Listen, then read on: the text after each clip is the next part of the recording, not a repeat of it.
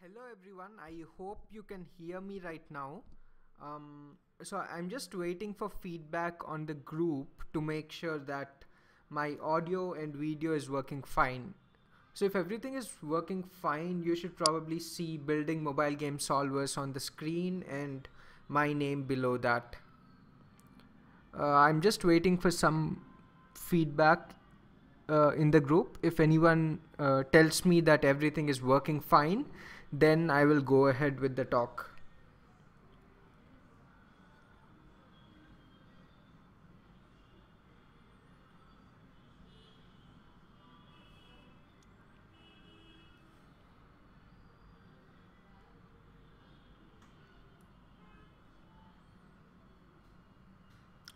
So I'm still, okay. Brad wants me to tell him when I start. Okay. Brad, I started. Let me know if everything is good.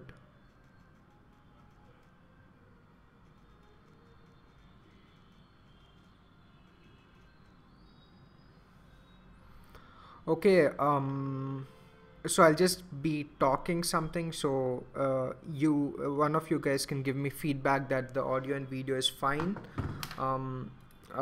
Okay, so let me just draw something on the screen. I hope everything is fine. I don't know. If everything looks good, I'm going to start the talk. Okay, how do I erase this? I think I have to go to pointer options and erase all ink on slide. Okay. Okay. Brad sent a message in Chinese. I'll have to translate it. Okay.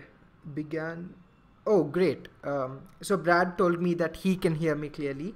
So that's awesome. So I'll get started.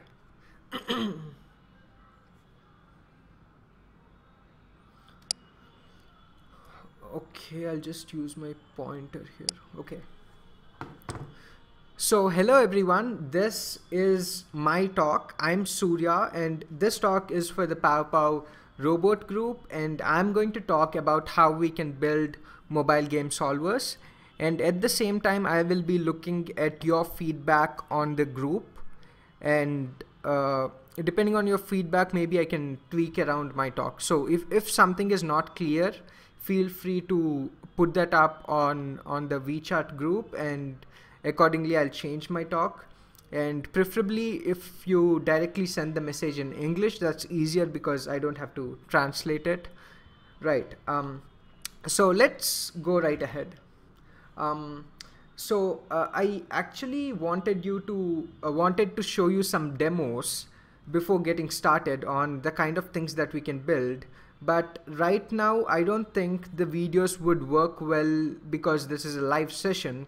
So I'll share the slides later, and you can take a closer look at the kind of things we can do by using the hyperlinks on the slides. But right now I'm going to tell you, instead of showing the video, about what we are really trying to do here. So basically what we are trying to do here is to automate mobile games. So there are a number of interesting mobile games. For example, one of the mobile games that is very interesting is called Piano Tiles. And in that game, you have, so this is the mobile screen. Excuse my bad drawing. And the screen is divided into tiles. So this is the demo of the game Piano Tiles. And you have tiles covered in a specific pattern. And these tiles keep going down. They just keep going down very, very fast. And as the tiles keep falling from the top, you have to click them at the right time. So I think a demonstration would have been better, but I'll try to explain as much as I can here. So this slide keeps going down, and you have to click it before it goes. So everything keeps sliding down, and you have to press the colored tile as fast as possible, so that the speed at which the tiles go down keeps increasing, and you have to do it as fast as possible to stay alive in the game or you're dead. And this is one of the game that can be automated using the techniques that we are going to cover in this video. And there are a number of other games, and I think this technique is especially effective for puzzle games. I think this is a good example. Many of you might know Sudoku, which is a puzzle where you have to fill numbers in a specific way. So it's like this, and you have to, oops, I'm sorry. Okay. So you have to fill numbers in a specific pattern, and computers can do these well. So this is another application for this technique. You can automate games like Sudoku very easily. So let me see if there's some feedback in the group. Oh yeah, Brad says Piano Tiles is a famous game played for a long time. Yeah, yeah, that's true. Yeah, that is a very interesting game. So let me move on to the next slide. Okay. I started the organization Game Automators with a few of my friends, and the vision was to make learning fun. I would like to briefly tell you the story of how Game Automators came up.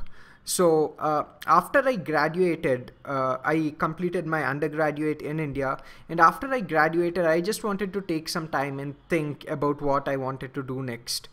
And then I had specific ideas on which I could work, and one of the ideas was to automate games. And so I went back to my campus, formed a small team, and we started automating games. And we did automate a number of games. We automated about 40 games, and the codes for 20 of them are online, and you can find all of that in www.gameautomators. I hope my handwriting is not too bad.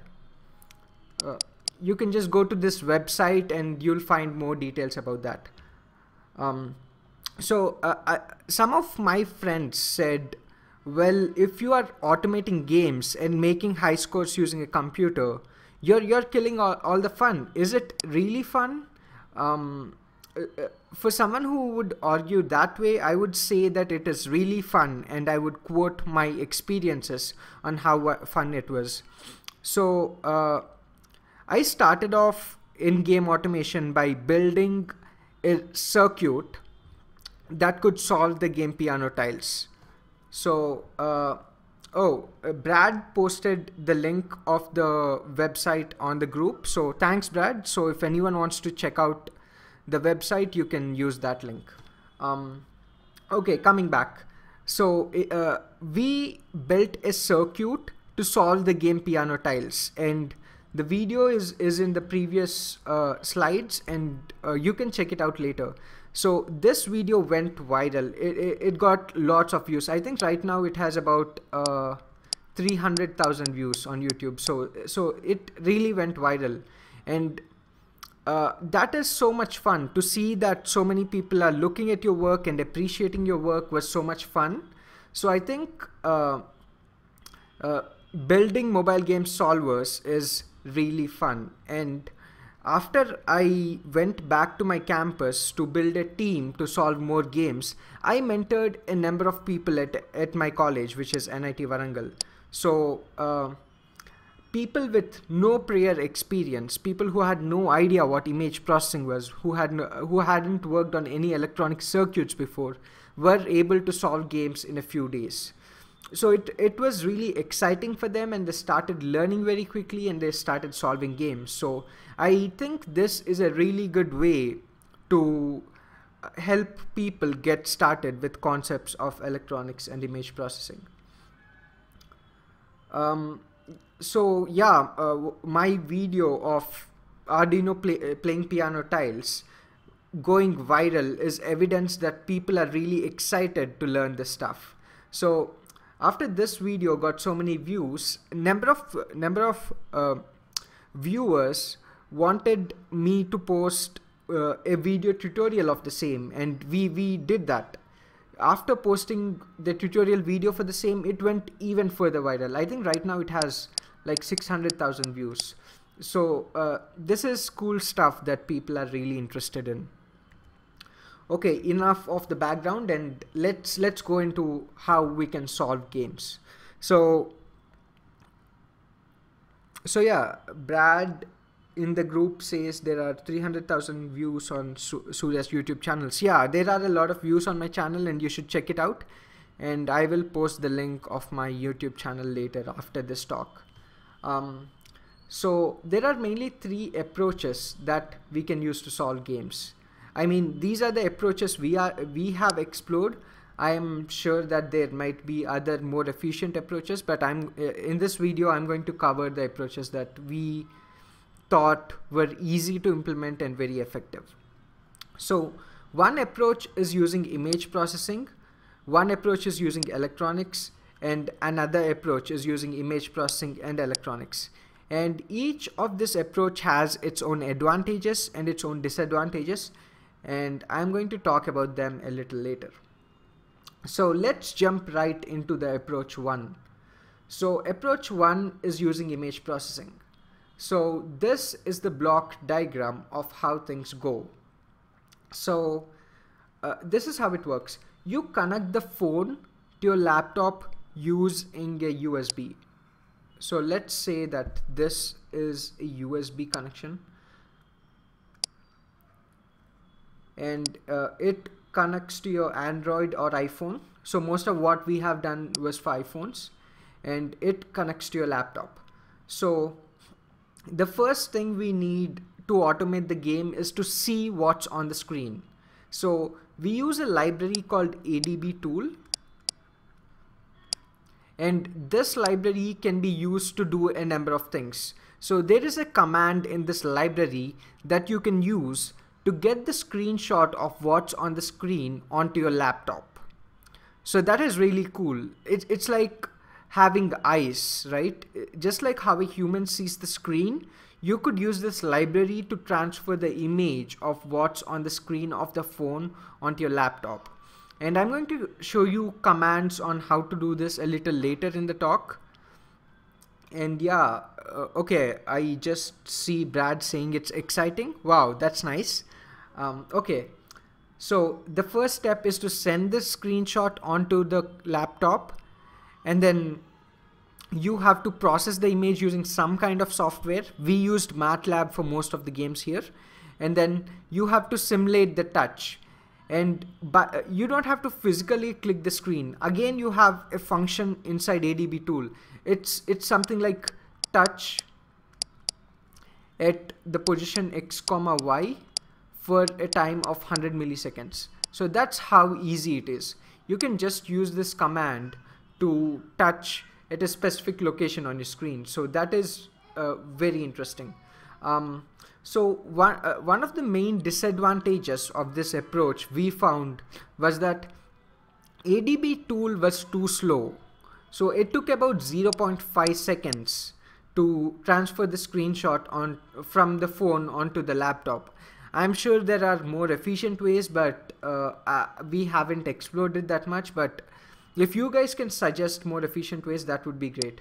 But the problem here is it takes 0.5 second to transfer the screenshot, and it takes 0.5 second again to simulate the touch.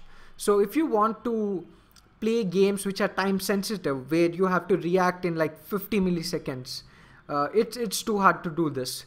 But if you're playing puzzle games which have like 3 minutes or unlimited time, then it's far more easier, because this delay in time wouldn't matter that much in games where time is not that important.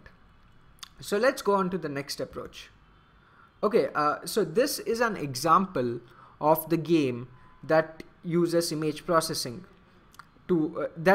okay, this is the example of a game which can be solved using the approach that we just covered. So I'll explain a little bit about what this game is.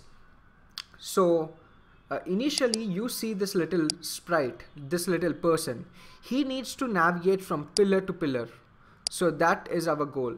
So initially he's going to stand here, and when you tap on the screen, so when you press on the screen with your finger,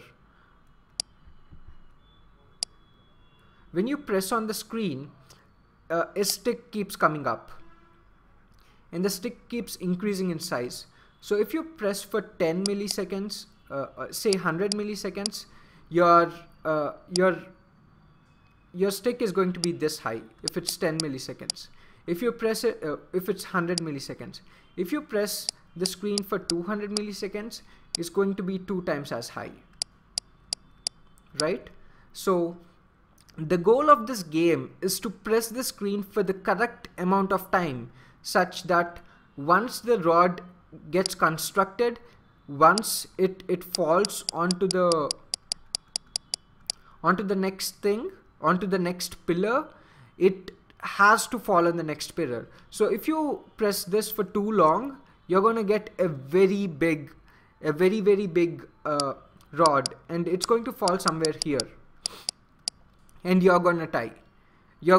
And if you press it for too less of a time, then your rod is going to only come till here, and you're gonna die. So you have to press for the right amount of time, and that is very important. So this is one game that can be solved, and we will look into the code of this specific game at the end of this session. Another approach is using electronics. So this is the game piano tiles that I was talking about. So the tiles keep falling down from the top of the screen, and you have to press the tiles as fast as possible. So what we do is use sensors. You use light sensors here, and because there are 4 series of tiles that are coming down, you have 4 discrete sensors here. You tape these sensors onto the screen to see if a black tile is coming or a white tile is coming. So as soon as you sense a black tile somewhere, you have to press the screen, and you again simulate the touch using a relay and a coin. And I'm not going to go into the specifics of the electronics right now, but I'm going to give you material that you can read, or you can just go to the website and you will certainly find more details on how the touch works and which specific sensors we used. But the basic idea here is that you keep sensing, and inside, so Arduino is a microcontroller that we used for this specific application. So the code is going to be very simple. So if you detect black, then click, and this needs to happen for all the 4 sensors that we have. So we just have to do this in a loop, and that is going to work great. So this is how we solve the game Piano Tiles, which is this game where tiles keep falling from the top, and this was really interesting to solve, and this could break many world records, as in the highest scores that people made. This circuit could beat the highest scores in many modes, and it was very interesting because this brought up a community online of game solvers. I could see other people who built their own bots to compete with this one and tried to make higher scores than mine. So that was exciting again. And then the third approach is to use both electronics and image processing. So I just have a comment on WeChat.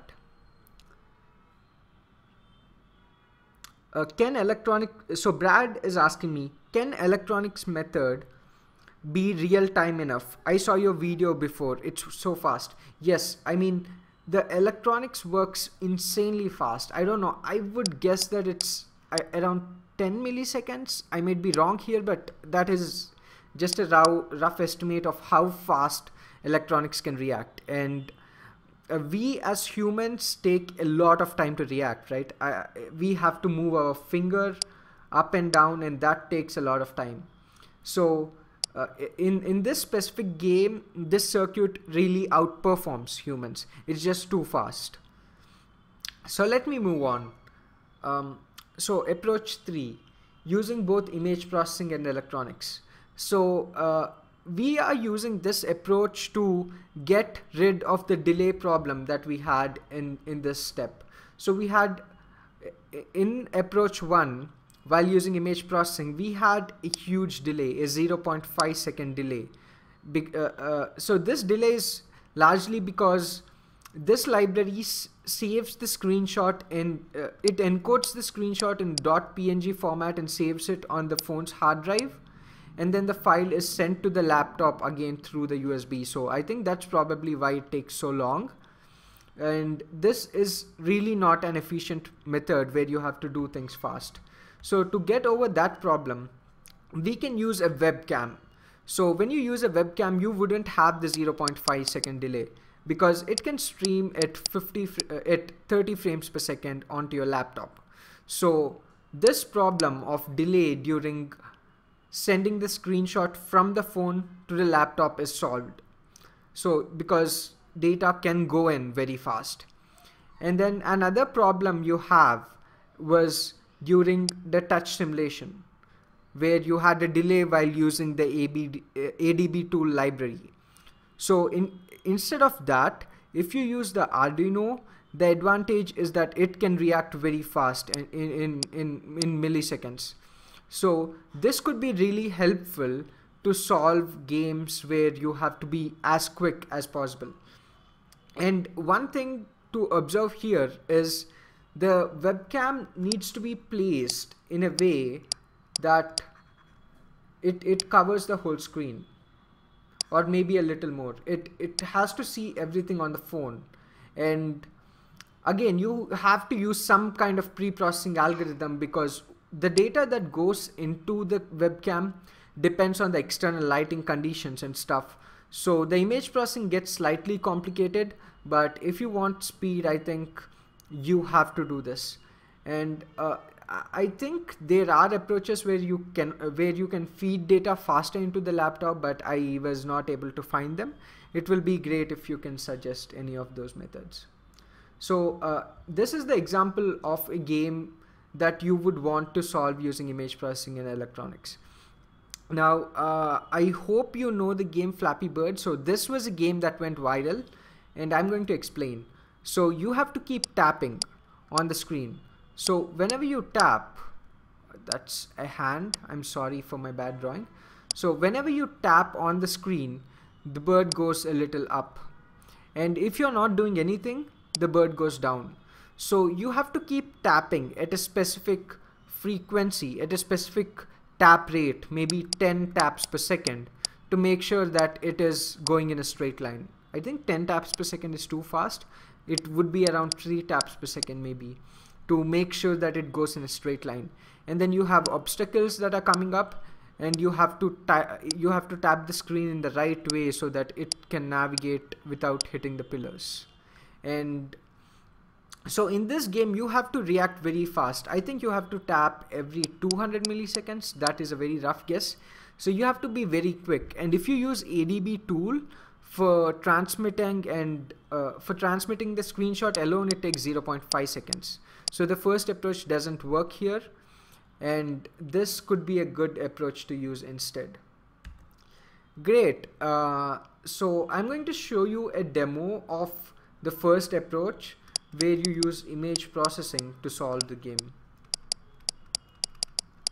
So let's go into my MATLAB window. Okay. Okay, I have some other project here. I'm just going to clear everything. Okay, so this is the code okay, I'll just run the code and explain what's happening after that. So let me just run this. So when I run this, I hope you can see this image, or I'll zoom a bit.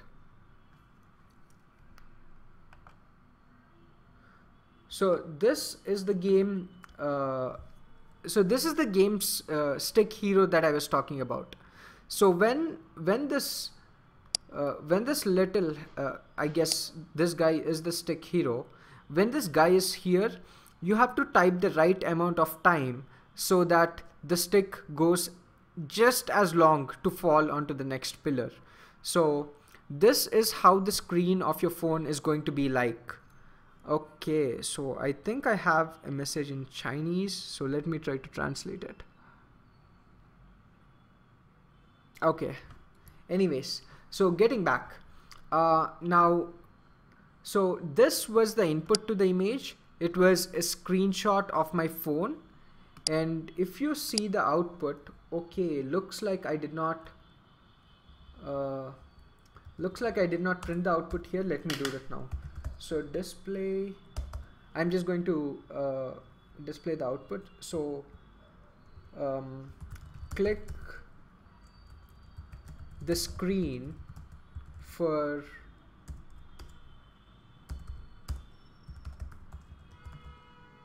fval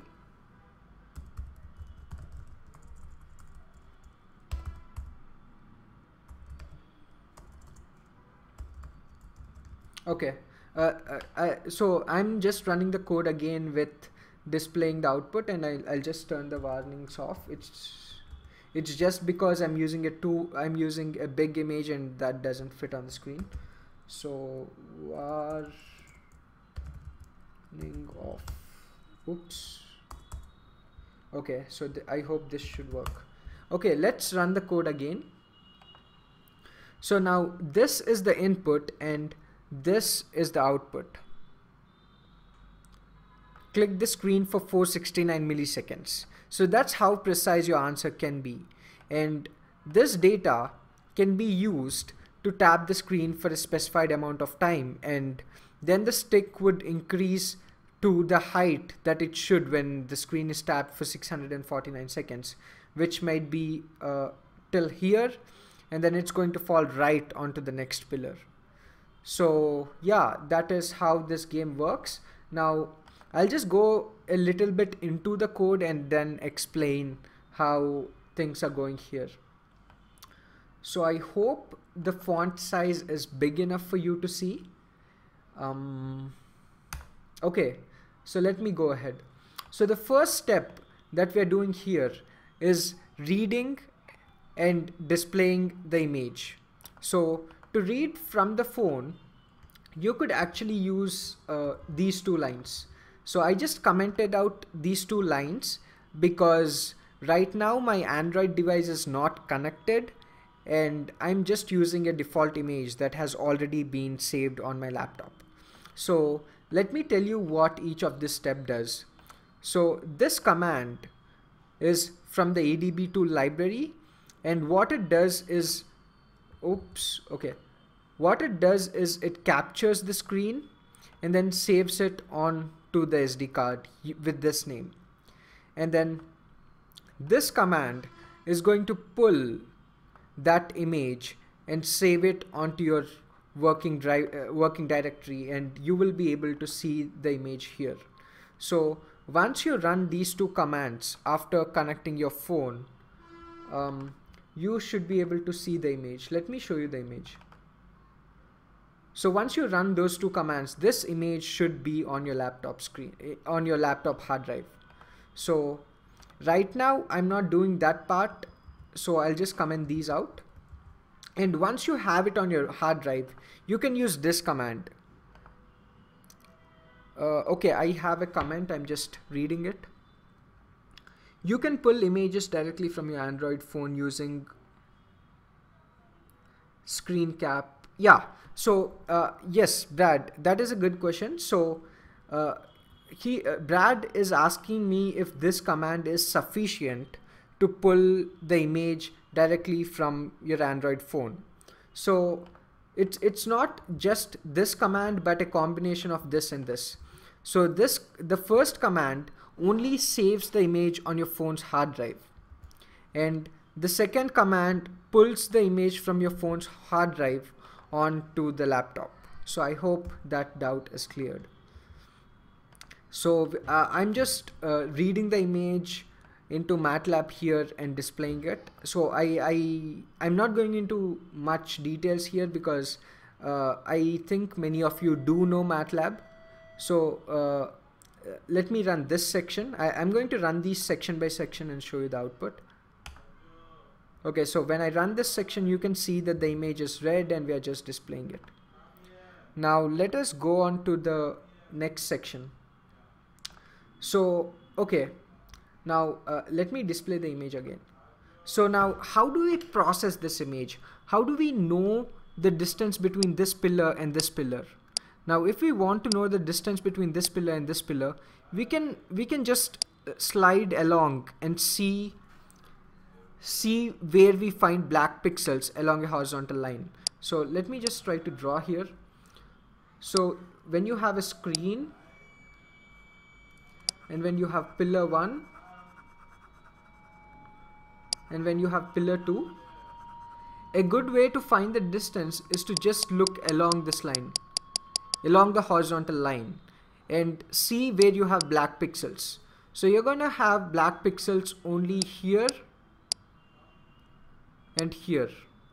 So depending on that, we can find this distance, and that is the logic we are going to apply next. So let me go back onto my MATLAB screen. Okay, so now as you can see, I'm cropping this image. Let me run this section. So I just did run that section, and I'm going to show you the cropped image now. Okay, so this is the cropped image. So I think this should make sense. Now all these pixels here are 0, 0, 0, 0, and all these pixels are 0, 0, 0, 0.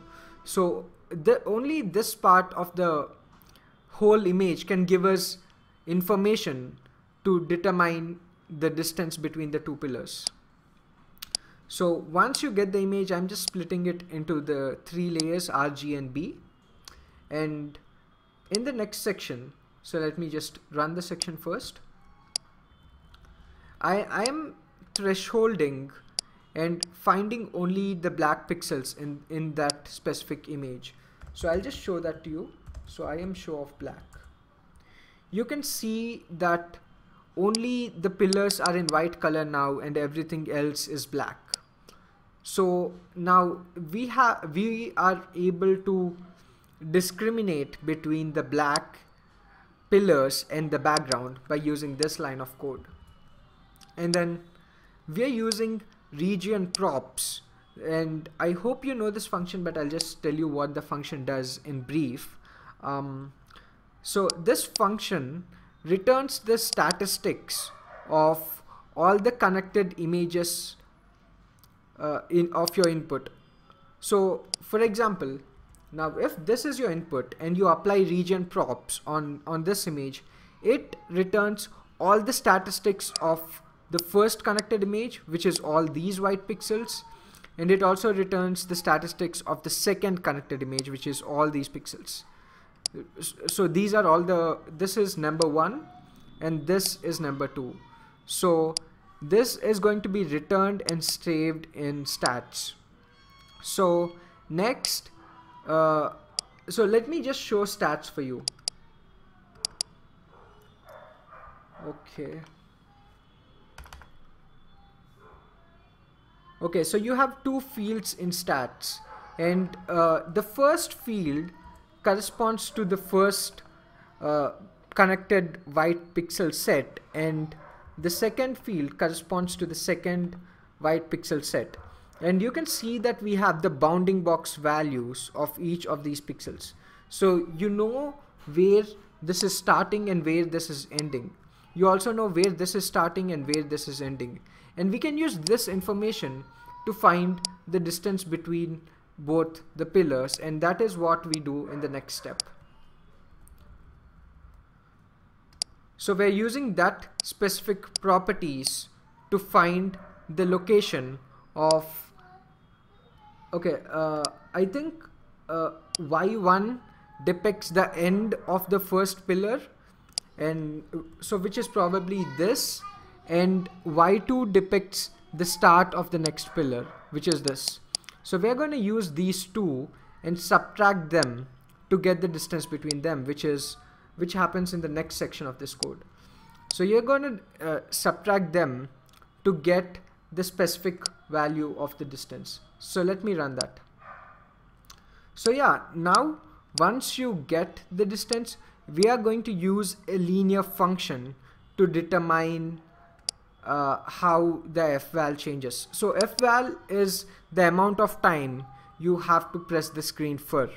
So let's say that, so let's see what the value of distance is.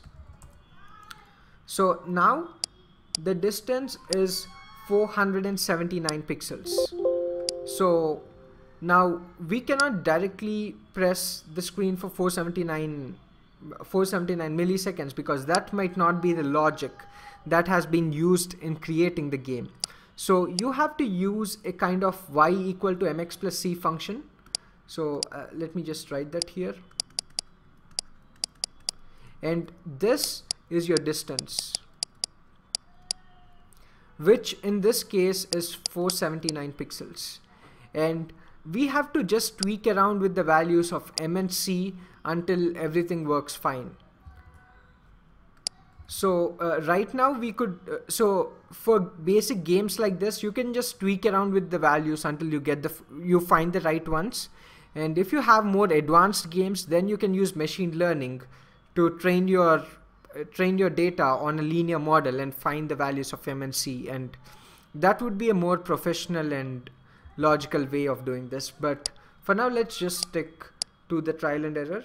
So by trial and error, I was able to find that the value of m is 0 and the value of c is -10, and this seemed to work. And based on that, we are just going to click the screen for 469 milliseconds. And after this, we have to simulate the touch on the screen. And I'm not doing this right now. This has been commented out because I did not connect my phone. And if I connect my phone and if I leave these uncommented, the game is really going to be played on my phone. So let me just uncomment this and tell you what this does. So this is the function. Okay, I have a question. I'll respond to that first. So Brad is asking me, did you calculate the values of m and c manually? So the values of m and c here, I didn't calculate them manually. I just tried. I started off with m2, c 0.5. It didn't work, and I just kept tweaking around until I found the right values. So I was just changing numbers until everything worked. So yeah, I guess I did that manually instead of using machine learning. And so there are more advanced games where machine learning makes more sense, and we did use it for some of the games. And maybe if we have another talk, I could cover those games later, at a later point of time. And so this is the function that is going to simulate touch on your screen. So let me just show you what this is. Oops, okay. I'm just going to show you the command. So this is the command that your system is going to run. Okay, once you initialize the command, you should use the same function which was used above, system of cmd. So once you use this, the touch is going to be simulated, and this is the command.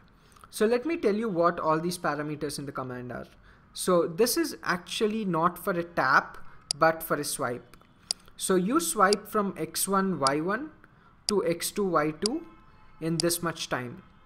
But right now, because we only need a tap, we're going to make everything equal, and we're going to assign it any value, because it doesn't really matter in the game where exactly you tap on the screen.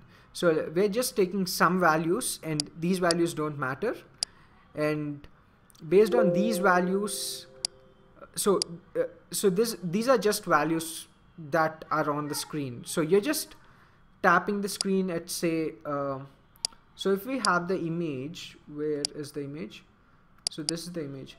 I think 10,10 would be somewhere around here, or somewhere along the top, but that doesn't matter in the game. You can tap anywhere on the screen.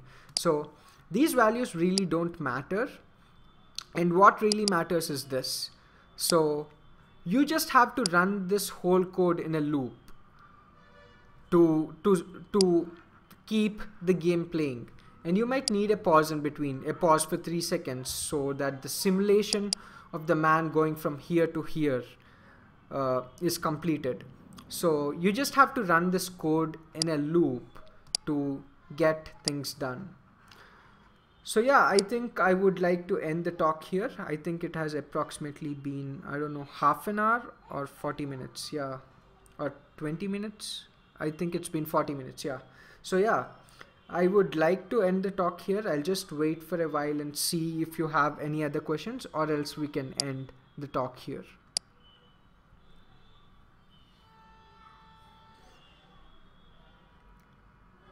And if you want to learn more, you can just go to gameautomators.com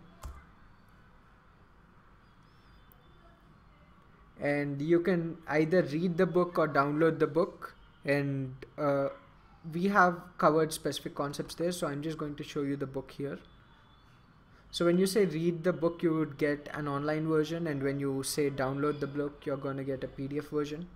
So these are specific specific sections that cover, and you have various games covered here. Okay, so Brad is asking me if I could show some demos. So yeah, I will try to show some demos, but I'm not really sure if the live session can get them well. But okay, let me try. Okay, where is my... Okay, I'm going to show... Okay,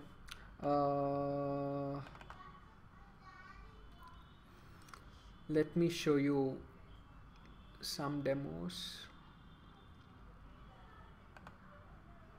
Okay, I'll show you the demo of Unblock Me. Okay, let's look at a game that we already understand. So yeah, let's look at the demo of the game Find the Difference.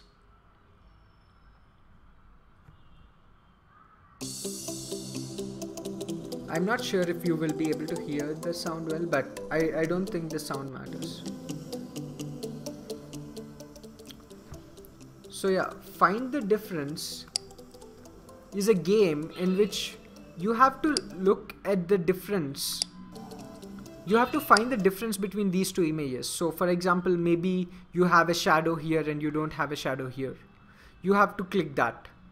And suppose you say it's in red here and green here, you have to click that. So this is generally a little hard for humans because we tend to just recognize objects directly. We don't look at it in a pixel by pixel fashion. But because MATLAB looks at it by a pixel by pixel fashion, you can just crop the first image, save it in a matrix, crop the second image, save it in a matrix, and just subtract them, and you would see all the differences. And depending on wherever you see the differences, you can simulate a touch at that specific point. So this is the computer playing the game. So if you can see the circles coming up. But then you can see that this is a little slow. It is slow because MATLAB, because ADB tool is a little slow. You take about 1 second to detect all these. So yeah, that is how we can solve this game, and there are a number of other games. You can check the website. I think we have about 7 games on the website. Is it 7? We have about 7-8 games on the website, and if you look into the GitHub page for this for Game Automators, you will be able to find about 20 games there. And yeah, and we also have a section on setting up ADB tool, which could sometimes be a little effort. So yeah, you can just browse through all the sections, and if you're interested, you can just try to automate some of these games. So yeah, I think that's it for now. I will just end the video here. It's been a great talk. Okay, bye bye everyone.